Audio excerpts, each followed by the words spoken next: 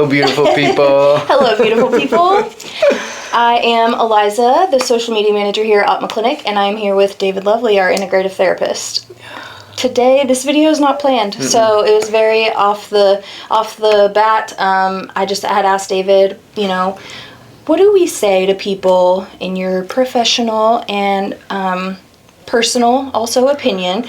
What do we say to people who think that energy, the word energy alone, but also energy work, that being woohoo, vibes and energy being woohoo.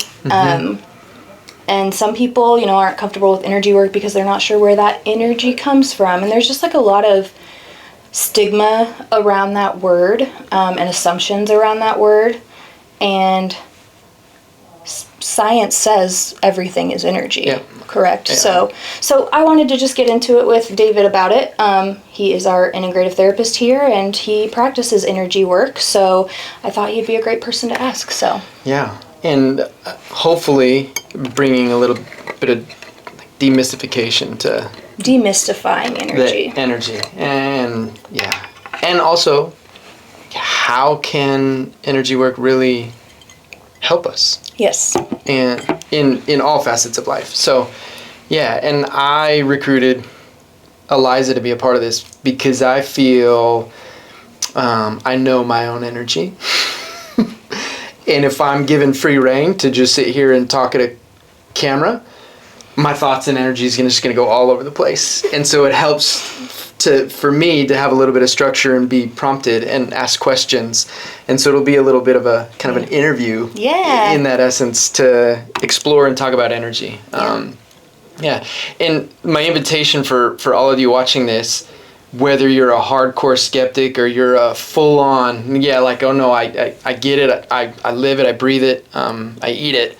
It's the invitation is to soften around all of that and can you become open to maybe a little bit new, more information, right? And just take that in. There's a quote I love, Aristotle. It's the mark of an educated mind, one that can entertain a thought without accepting it. Yes. Right? So just hold that, suspend your belief or disbelief, and wherever you are in that realm, that spectrum. Put it on pause for a second. And entertain this. Don't accept it just because I say it or because Eliza does. You are your own being. You are the authority of your being. I want no influence over your consciousness. And I also like to be a lantern. Yeah. One of the things I like to say in general is to meet things with curiosity instead of judgment. So this is kind of one of those things. Be curious and just try not to judge, no matter what you believe or don't believe. So we're just going to get into it and have a open and mindful conversation. Hopefully a fun and illuminating conversation. Minions? Yeah, it's good. So, energy. And even as we're kind of introing, describing this, talking about belief and disbelief, both of those are also an energy. Yeah. Because if someone has a disbelief, their energy is closed off, right? I'm not even going to consider that. Right. If their belief is open, it's there's an openness to their energy. Right. And so there's going to be layers to this, right? There are layers to motorcycle. Yeah. Energy. All of it. Okay. Yeah. So, ask away. Throw something at me. Let's see. Okay.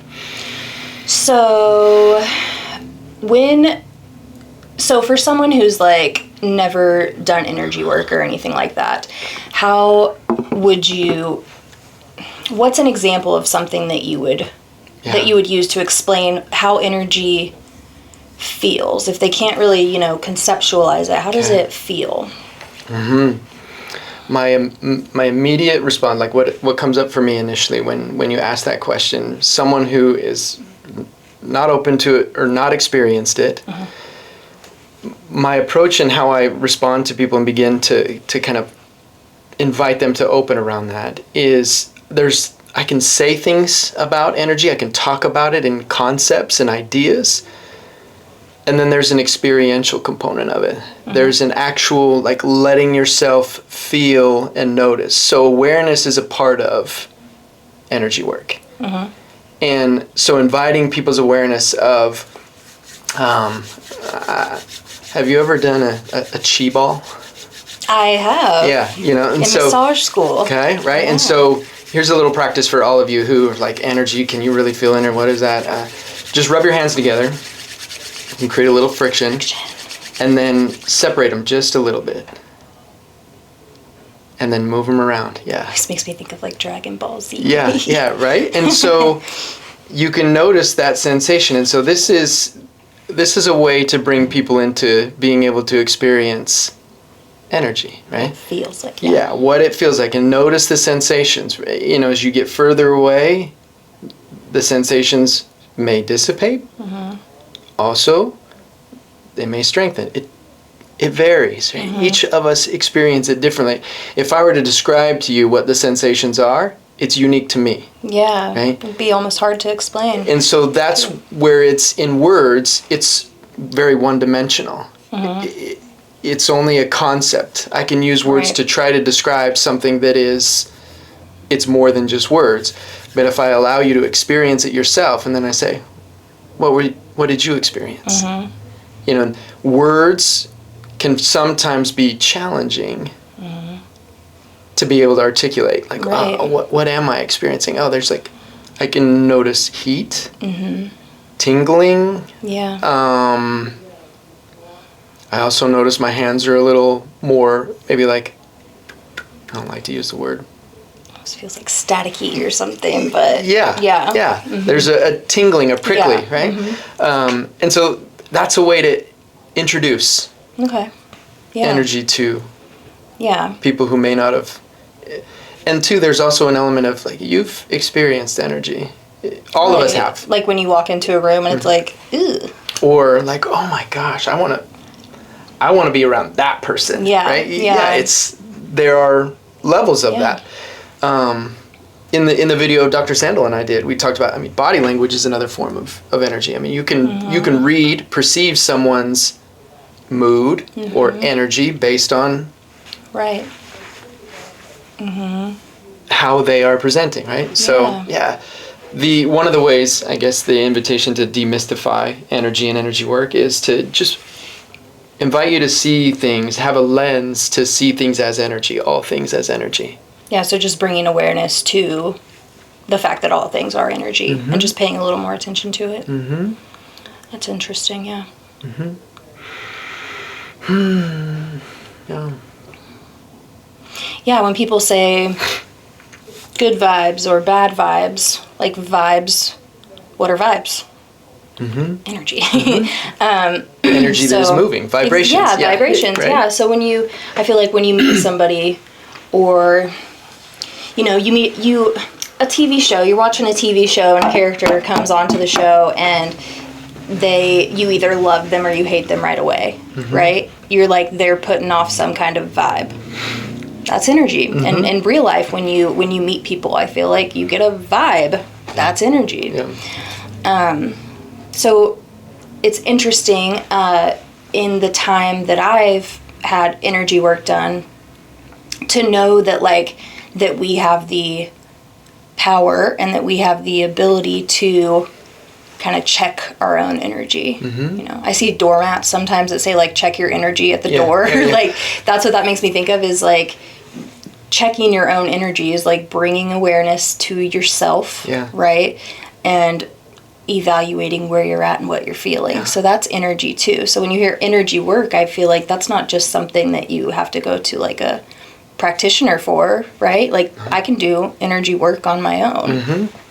Becoming aware of, when you bring up that point, check your energy, or you I also have seen you are responsible for your own energy or the energy you bring here, right? Yeah. So having that awareness and reflection of where are my thoughts? What are my thoughts on? What am I thinking about? Yeah.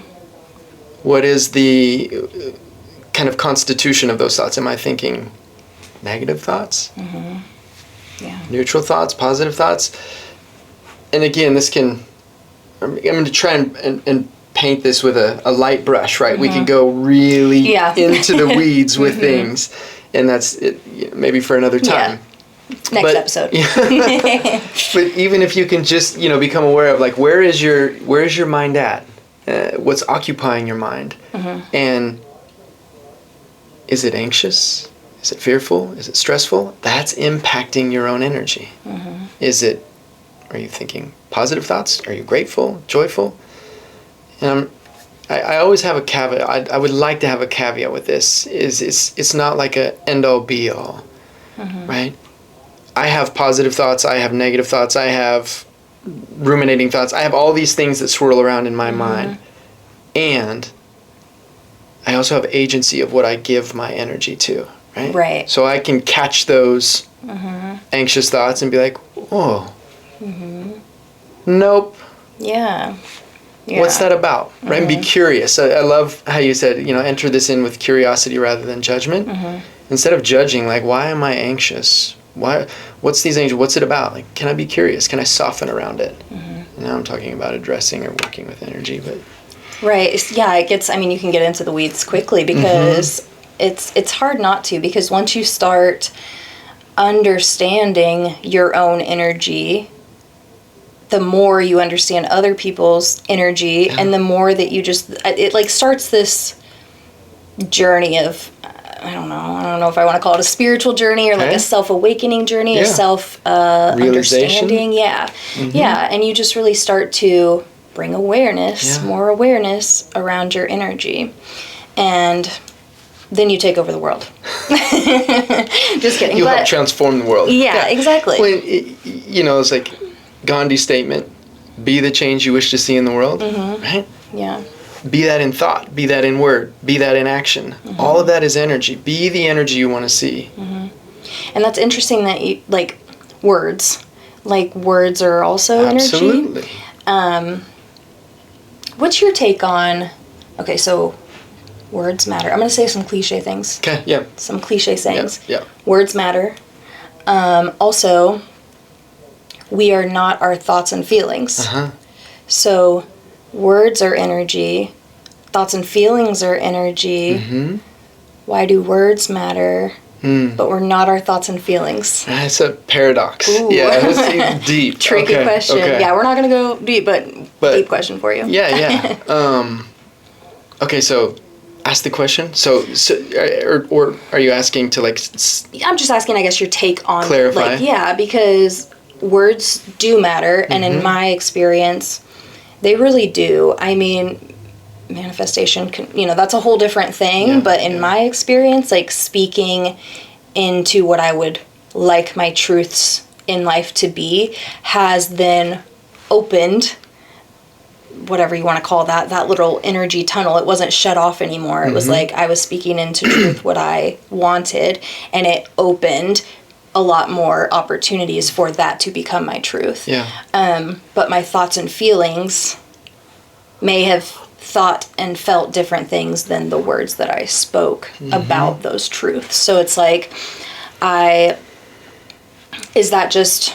just an energetic battle that we, know? Well, words matter. Is it a battle or is it a discovery? I like that. Discovery is probably better. Because, and this is, again, for each individual, this is just my take, my perspective on it. I know in my essence, I'm not my thoughts and my feelings. But I choose my thoughts and feelings. There are also thoughts and feelings that ruminate around or that I might sense or empath from other people. And if I don't have a good awareness of what my energy is or my own practices to just kind of have a buffer, I can unknowingly adopt your emotions. Right. So you can take on somebody else's energy. Or I can over-involve myself and through concern and other things to then take on your stuff, and then I can believe that, oh, this is mine, this is me. When it's not. No. Guilty. Same. Yeah. Like, I'm a part of this as well. It's a perpetual practice. Yes. Yeah. That is ever going through stages of refinement, right? And with every interaction and then self-reflection, it's like, oh, wow, I can see how I took that on. So it's not to say that those those thoughts and feelings, I guess, you know, if we're going like bad and good or dark and light or whatever, those thoughts and feelings aren't necessarily not there.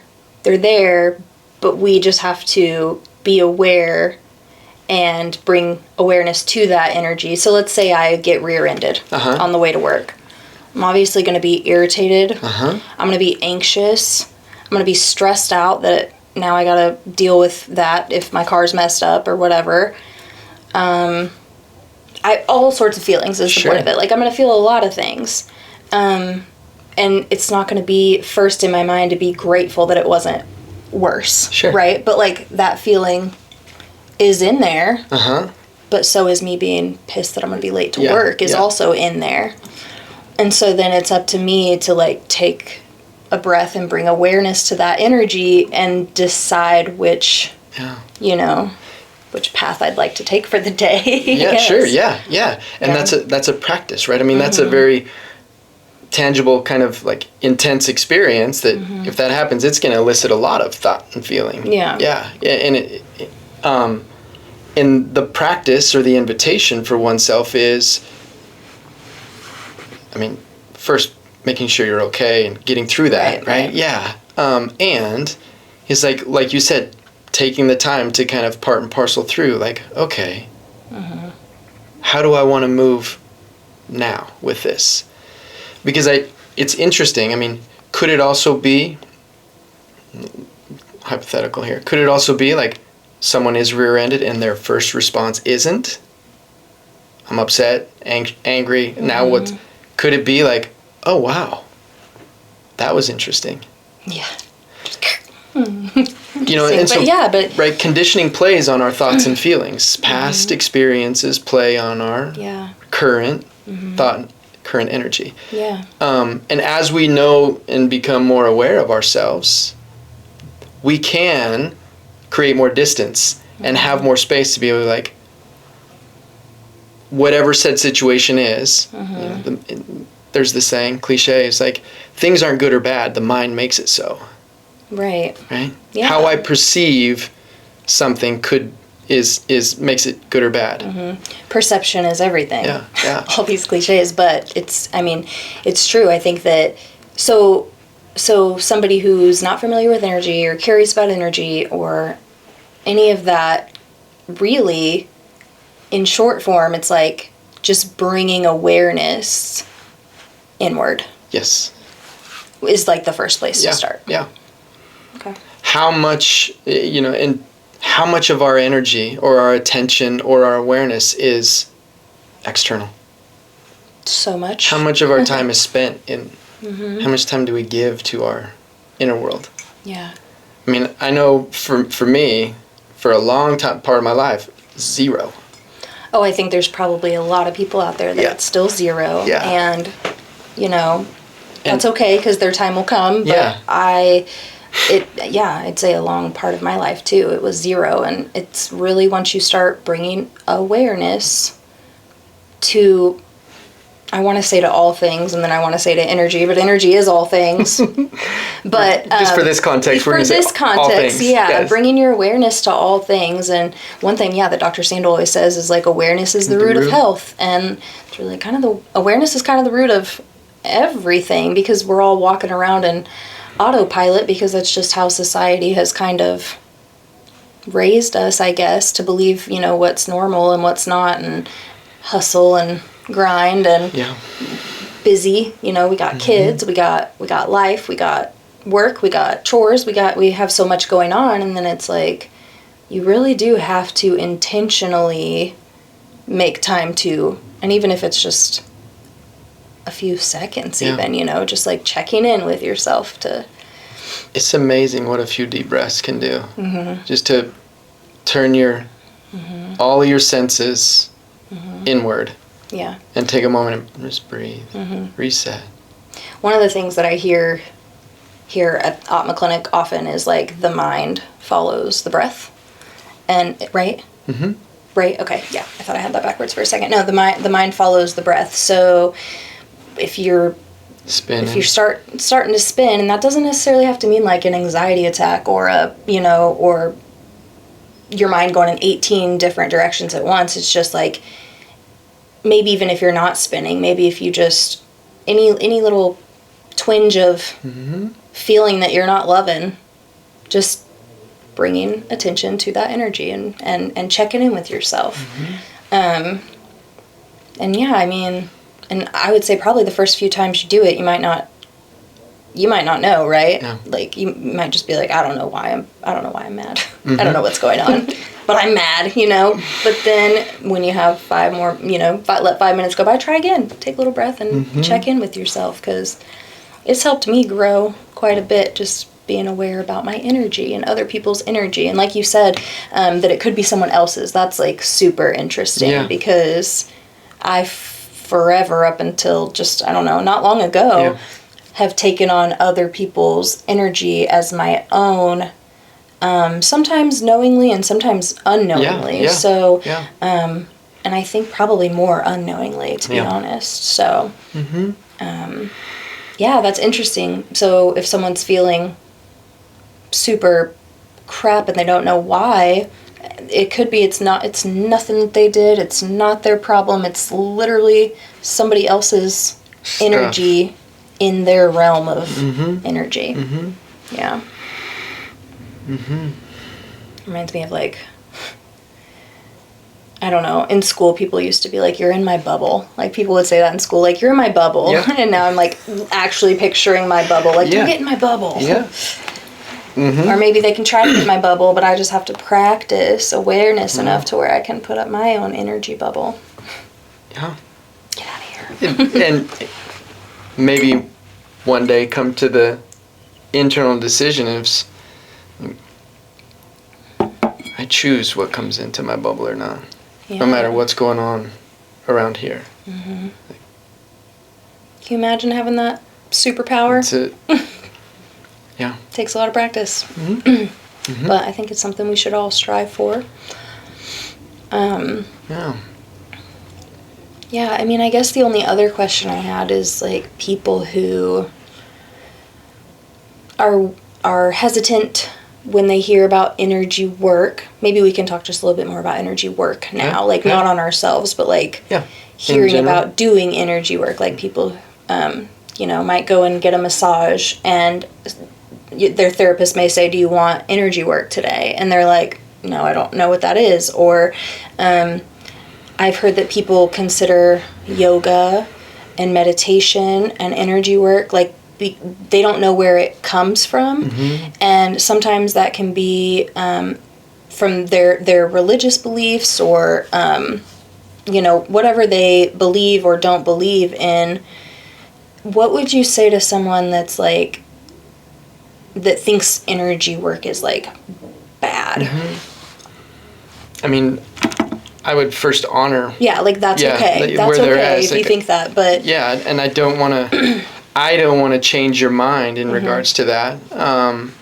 And I can only let them know, like, where my intentions are and where I come from, and how I utilize the modality and the work that I do.